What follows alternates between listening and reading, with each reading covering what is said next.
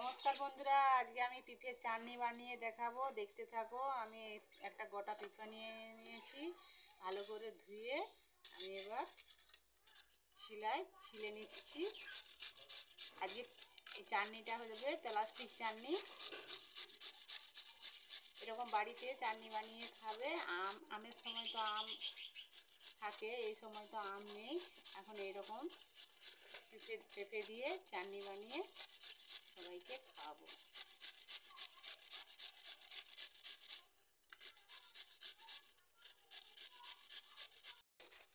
দেখো বন্ধুরা, কি সুন্দর ঝুরি ঝুরি হয়ে গেছে। এরকম করে আমি সবগুলো ছিলে নিচ্ছি।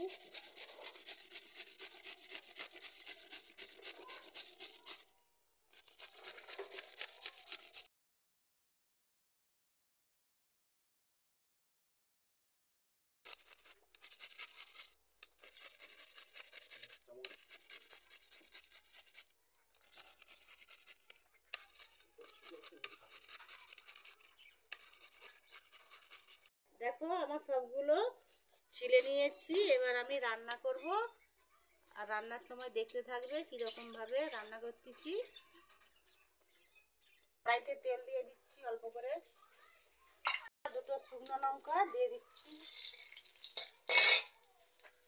কালো সরষা দিতে হবে,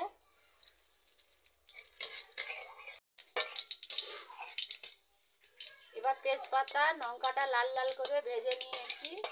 এবার আমি পেঁপেগুলো দিয়ে দিচ্ছি, ভালো করে একটু নেড়ে নিতে হবে।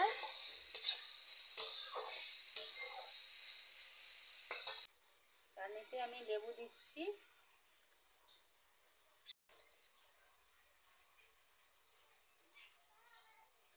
দিয়ে দিচ্ছি 1 চামচ।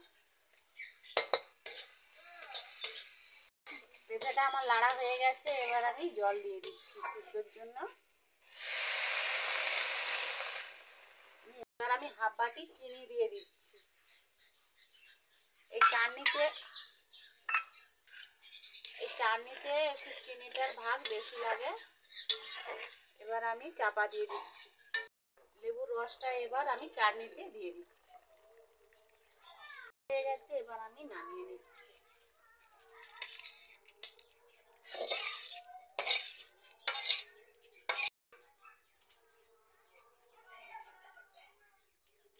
আমার চাটনিটা রান্না হয়ে গেছে। এরকম ভাবে রান্না করে বাড়িতে খাবে। আমের সময় তো আমের চাটনি তো খুব দারুণ লাগে।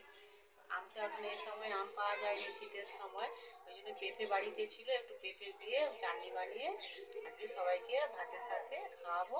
বানিয়েছি, এরকম তোমরাও বাড়িতে বানিয়ে খেতে পারো। ভালো লাগলে লাইক কমেন্ট শেয়ার করবে, আমার পাশে থাকবে। আর সবাইকে নমস্কার জানাচ্ছি।